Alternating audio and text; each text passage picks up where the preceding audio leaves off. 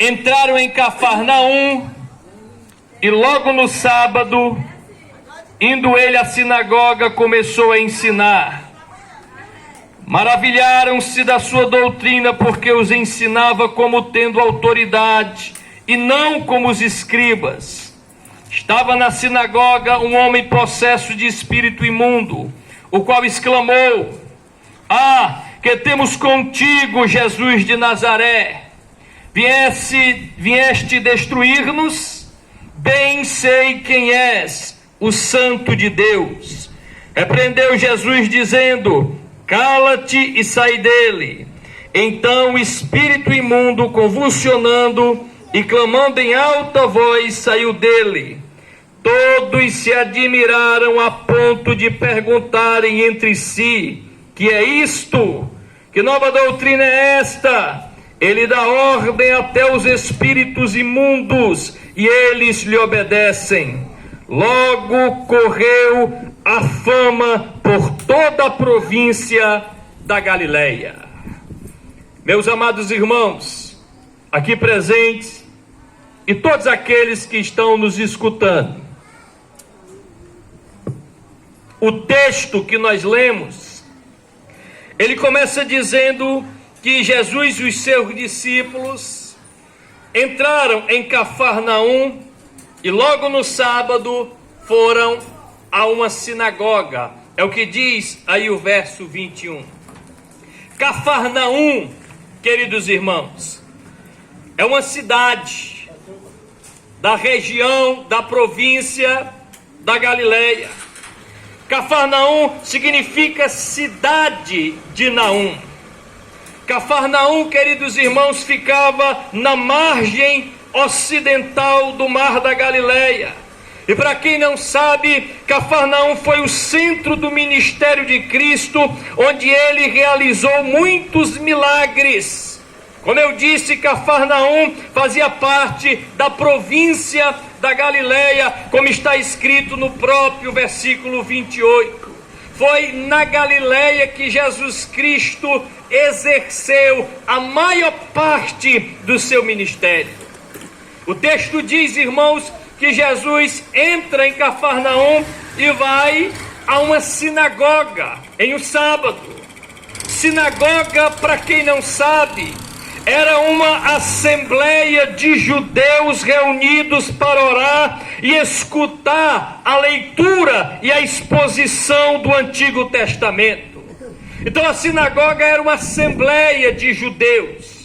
Eles se reuniam para estudar, queridos irmãos, a lei que eles chamavam de Torá, os profetas que eles chamavam de Neviim, e os escritos que eles chamavam de Ketuvim.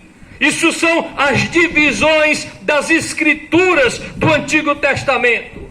E os judeus se reuniam na sinagoga, que era uma escola. A sinagoga foi criada no período do exílio na Babilônia, quando não havia ali o templo para os judeus se reunirem, os sacerdotes oferecerem o culto. Eles criaram a sinagoga. Eles diziam que a partir de 10 judeus ali estava consolidado uma sinagoga. A sinagoga, queridos irmãos, era um lugar de ensino. E ali Jesus vai a esta escola judaica. E talvez alguns aqui dos presentes possa indagar, possa perguntar: o que Jesus ensinava na sinagoga? Provavelmente, meus queridos irmãos e amigos, Jesus se apresentava aos judeus para mostrar que ele era o Messias profetizado pelos profetas, que os judeus tanto estudavam naquela escola, tanto estudavam na sinagoga. Porque os judeus, quando se reuniam, eles estudavam a Torá, que é os 5 primeiros livros da Bíblia, mas estudavam também as profecias em relação a Israel. E estudando essas profecias em relação a Israel, eles se detinham também nos estudos das profecias que faziam menção do Messias. Messias, que faziam menção do Cristo, que faziam menção do Salvador, que faziam menção do Redentor. Então Jesus Cristo, irmão, ia à sinagoga para mostrar que ele era o Messias que os judeus estavam esperando, como ele fez na sinagoga de Nazaré, conforme está registrado em Lucas capítulo 4. E ali na sinagoga de Nazaré, cidade onde Jesus Cristo cresceu, onde Jesus Cristo foi criado juntamente com seus pais, ali ele acabou sendo expulso, queridos irmãos, de Nazaré, porque ele disse que a profecia do capítulo 61 do profeta Isaías estava tendo seu cumprimento naquele dia nele, e que ele era o Messias, e que ele era o Salvador. Provavelmente era isto que Jesus, queridos irmãos, fazia na sinagoga, ensinava quando ia à sinagoga dos judeus. Quando nós lemos o versículo 22, aí do texto que nós lemos, o verso 22 diz que as pessoas que estavam ali presentes na sinagoga, os judeus que estavam ali presentes, eles maravilharam-se da doutrina pregada por Cristo. É o que diz o verso 22, maravilharam-se da sua doutrina, porque os ensinava como tendo autoridade e não como os escribas. Meus irmãos, as pessoas ficaram maravilhadas com aquilo que ele ensinava e a maneira como ele a ensinava. Sua doutrina era a palavra de Deus, sua doutrina era o evangelho da graça. Sua doutrina não era palavra humana, não era palavra de nenhum filósofo, não era palavra oriunda de nenhum instituto pedagógico proveniente dos judeus. A palavra que Cristo ensinava era o Evangelho, eram as boas novas de salvação, era a proposta da graça de Deus aos homens perdidos, aos homens que andavam em trevas, aos homens que andavam cegos espiritualmente. Então, por isso que quando Jesus Cristo pregava, se via autoridade na vida dele, porque ele era o Messias, naquilo que ele pregava, porque ele estava manifestando aos homens o Evangelho. Os escribas e fariseus, por sua vez, eles ensinavam basicamente a tradição de sua religião. Tradição, queridos irmãos, que não produziam nada. Tradição que não tinha efeito contra o pecado. Tradição que não revelava os homens o caminho da graça e o caminho da verdade. Porque nenhuma religião, por mais organizada que ela seja, por mais tradição que ela tenha, por mais sabedoria que ela venha promover, nenhuma religião tem o poder de manifestar o homem à salvação. Nenhuma religião tem o poder de arrancar o homem do monturo, arrancar o homem das trevas que ele vive e transportá-lo para o reino da luz. Nenhuma religião, queridos irmãos, pode fazer isso.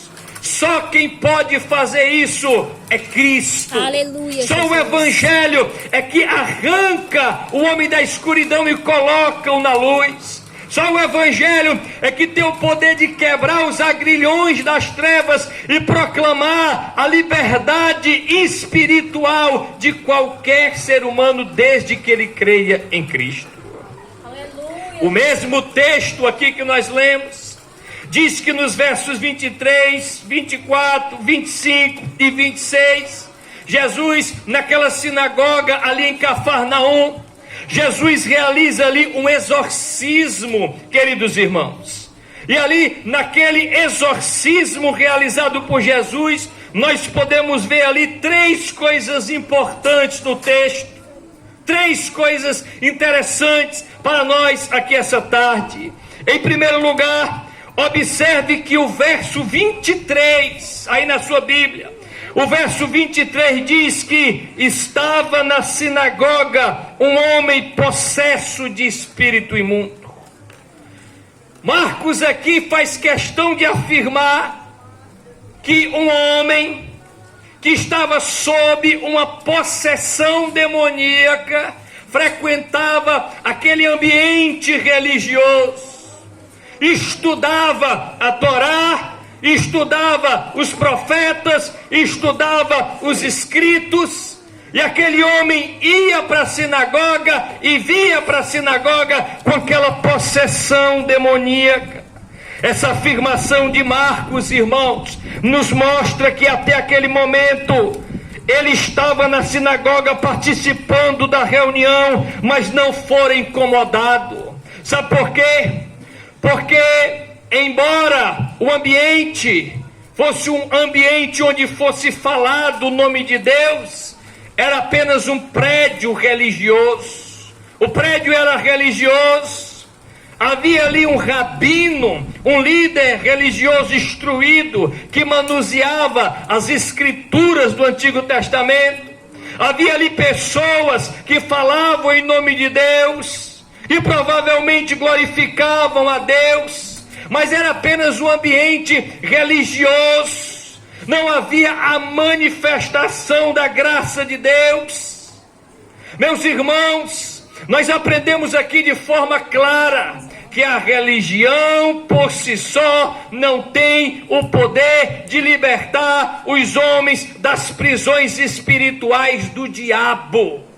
Não adianta simplesmente ir a um lugar sagrado, não adianta simplesmente usar a Bíblia, não adianta simplesmente dizer que crê em Deus, se Cristo não faz parte da vida do indivíduo. Sabe por que aquele homem ia à sinagoga endemoniado e voltava para casa endemoniado a cada sábado, a cada reunião? Porque não havia evangelho. A religião pode dar ao homem uma boa cidadania, a religião pode dar ao homem conceitos, dogmas, conhecimento, mas a religião não tem o poder de arrancar o homem do império das trevas. A religião não tem o poder de libertar o homem das prisões espirituais diabólicas. Somente o evangelho de Cristo é que tem o poder de entrar no coração do homem e arrancar todo espírito maligno. Somente o evangelho é que tem o poder de entrar na alma do homem e arrancar todo o pacote mundano, arrancar toda a sujeira, implantar na alma deste homem um novo conceito, novos valores, novos princípios. Somente o evangelho é que pode dar ao homem um novo caminho, um novo destino, uma nova mente, uma nova alma, um novo coração. Somente o evangelho que pode fazer isso. Nada mais além do evangelho, ninguém mais além de Cristo pode proporcionar essa transformação radical e espiritual na vida do ser humano. Aleluia, Jesus. A segunda coisa que nós aprendemos nesse exorcismo de Cristo é que o demônio sabia quem era Jesus e cita o seu nome. Está aí no verso 24. Verso 24 diz assim: que temos contigo, Jesus de Nazaré. O demônio faz essa pergunta a Jesus, ele cita o nome de Jesus, ele sabe que Jesus é o Filho de Deus, ele sabe que Jesus é o Salvador, ele sabe que Jesus é o Cristo, é o enviado. Meu irmão, o nome de Jesus em hebraico é Yeshua, que traduzido significa salvação. Salvação. O nome de Jesus tem tudo a ver com a sua missão, tem tudo a ver com a sua tarefa, tem tudo a ver com aquilo que Jesus veio fazer. Yeshua, salvação.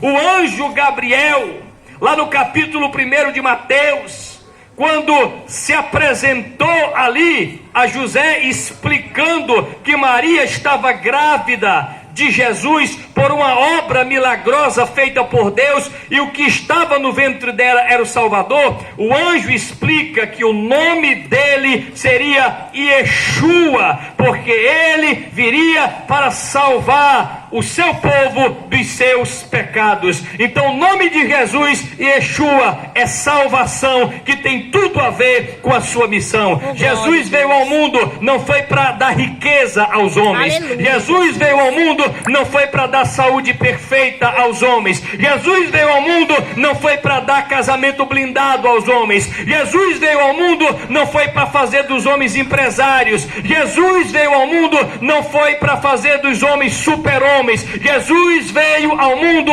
para salvar os homens dos seus pecados. Jesus veio ao mundo para que os homens pudessem ouvir o Evangelho, ouvindo o Evangelho, pudessem se arrepender dos seus pecados através da fé em Cristo Jesus. Jesus veio ao mundo para proclamar salvação, libertação, redenção a todos aqueles que se encontravam perdidos, a todos aqueles que ainda hoje se encontram perdidos. O Redentor das nossas almas é Jesus Cristo, Filho de Deus. Aleluia, Jesus. Então o demônio cita o nome de Jesus, sabe que Jesus é o enviado, e sabe também que naquele momento ele teria que se retirar da vida daquele homem. Por quê, irmão? Porque quando Jesus se apresenta, quando Jesus chega, ele desfaz as obras do diabo, ele destrona o diabo, ele desfaz as obras malignas. Mas em terceiro lugar, irmão, a terceira coisa que a gente vê aqui no exorcismo de Jesus é que o demônio sabia que Jesus tinha autoridade para destruí-lo. É o que diz ainda o versículo